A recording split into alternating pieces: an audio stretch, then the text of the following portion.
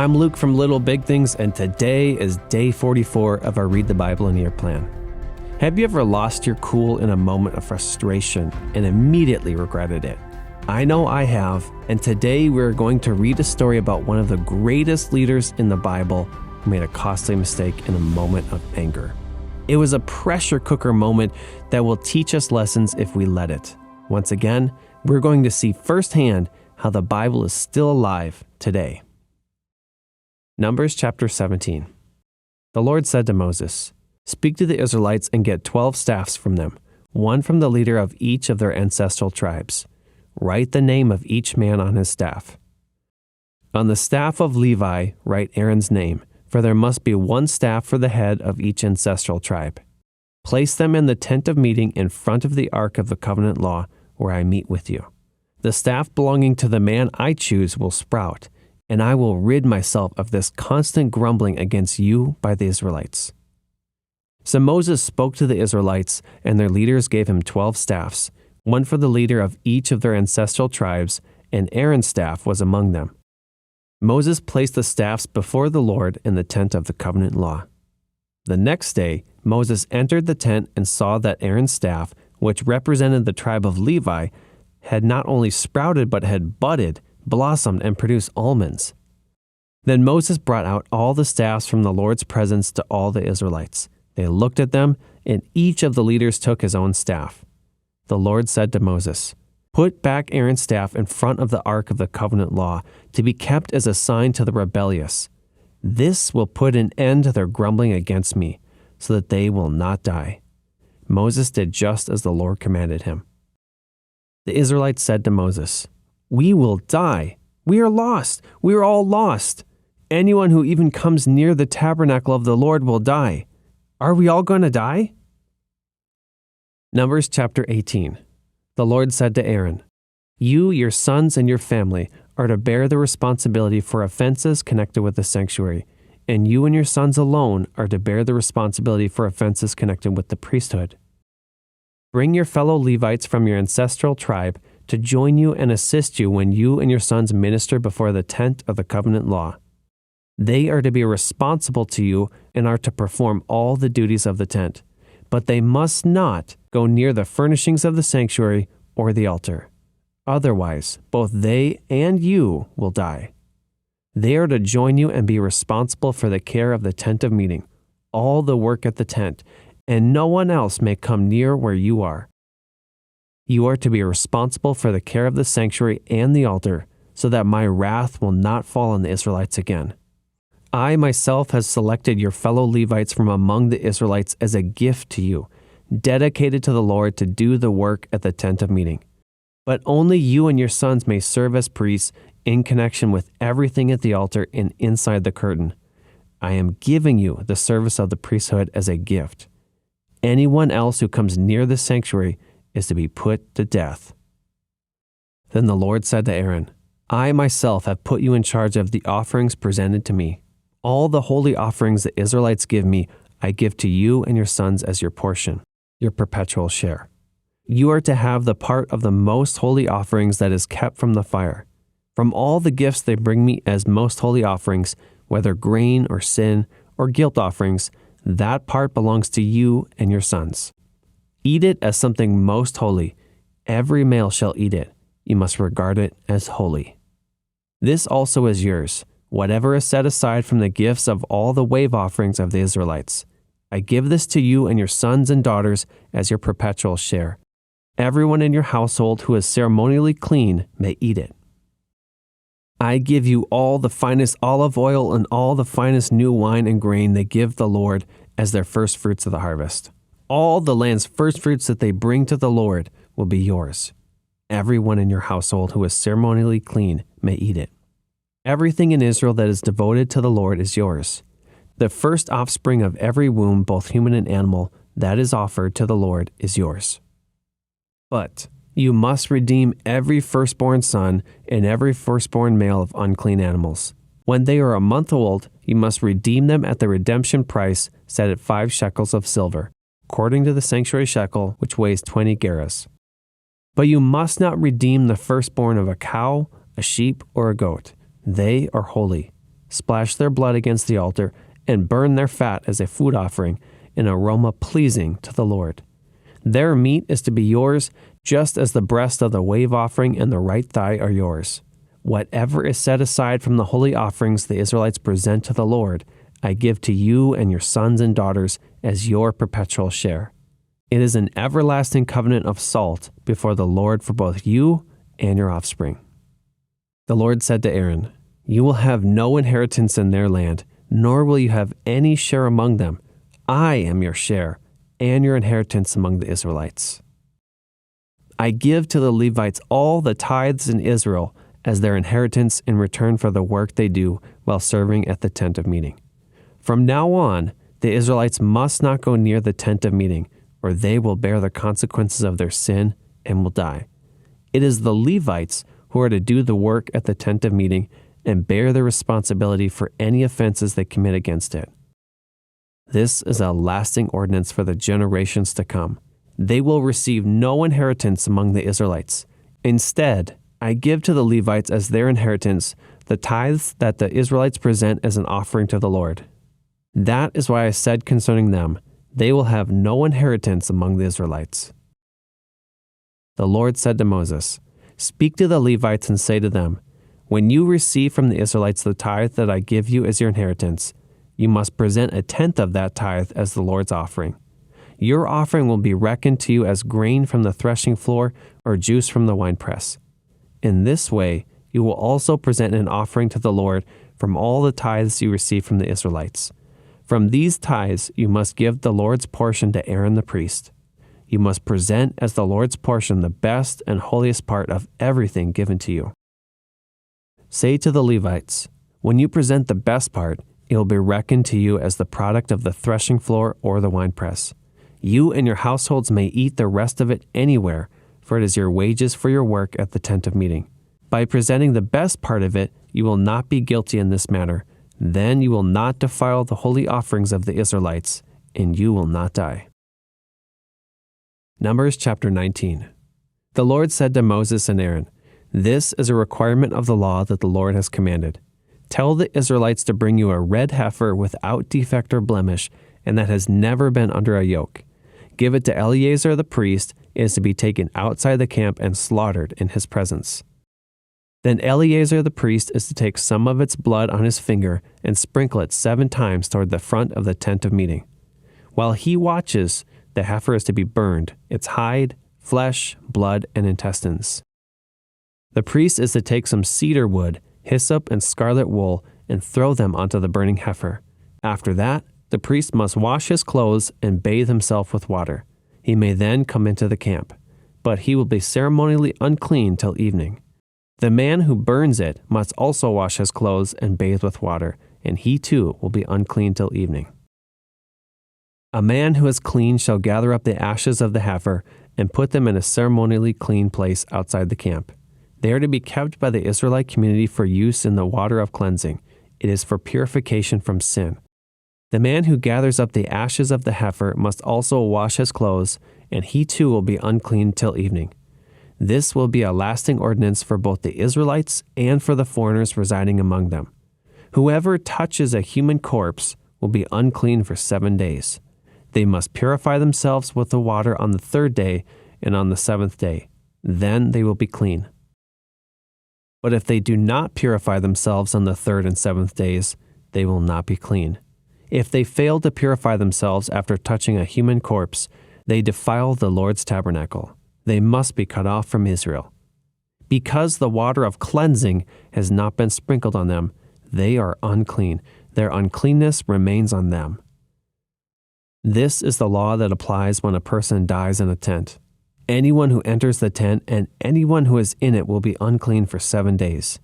And every open container without a lid fastened on it will be unclean. Anyone out in the open who touches someone who has been killed with a sword, or someone who has died a natural death, or anyone who touches a human bone or a grave, will be unclean for 7 days. For the unclean person, put some ashes from the burn purification offering into a jar and pour fresh water over them. Then a man who is ceremonially clean is to take some hyssop, dip it in the water, and sprinkle the tent and all the furnishings and the people who are there. He must also sprinkle anyone who has touched a human bone or grave, or anyone who has been killed, or anyone who has died a natural death. The man who is clean is to sprinkle those who are unclean on the 3rd and 7th days, and on the 7th day he is to purify them. Those who are being cleansed must wash their clothes and bathe with water, and that evening they will be clean. But if those who are unclean do not purify themselves, they must be cut off from the community, because they have defiled the sanctuary of the Lord. The water of cleansing has not been sprinkled on them, and they are unclean. This is a lasting ordinance for them. The man who sprinkles the water of cleansing must also wash his clothes, and anyone who touches the water of cleansing will be unclean till evening.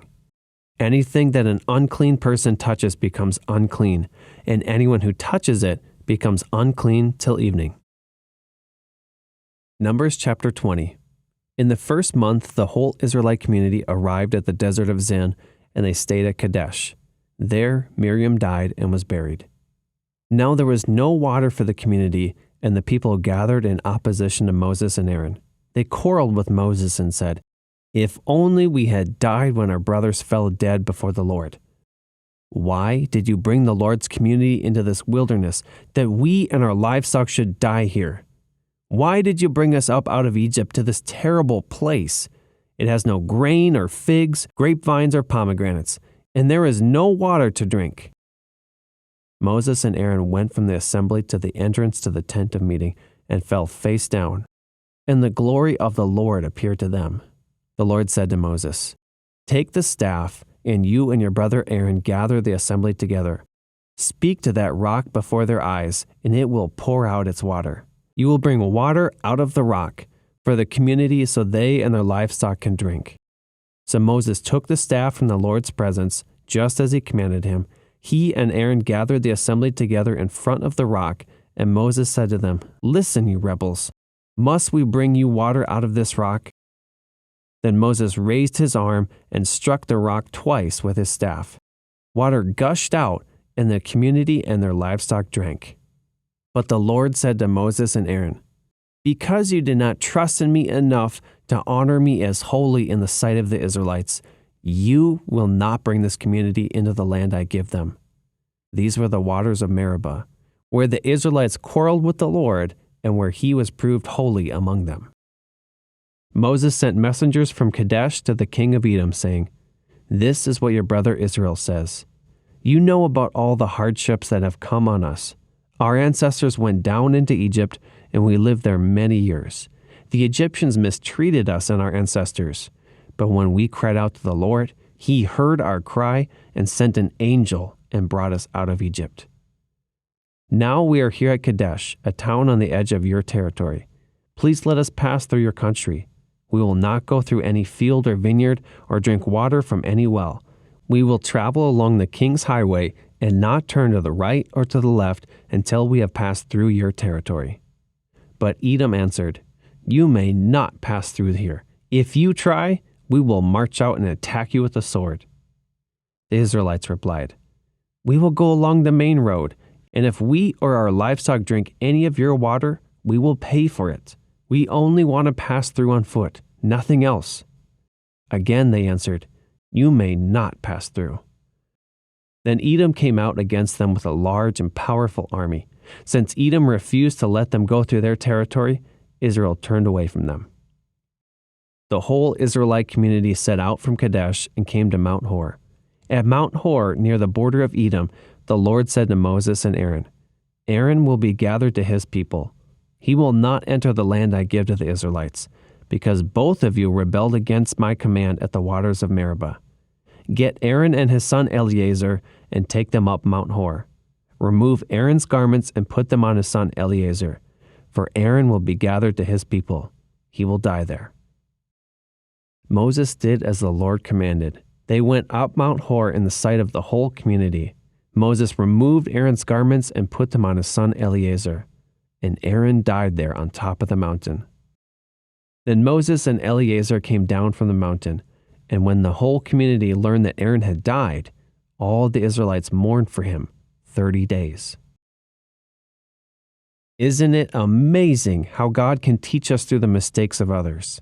Before we move on to our final readings, I hope you'll get our award-winning book, Cure the Cancer of Unforgiveness.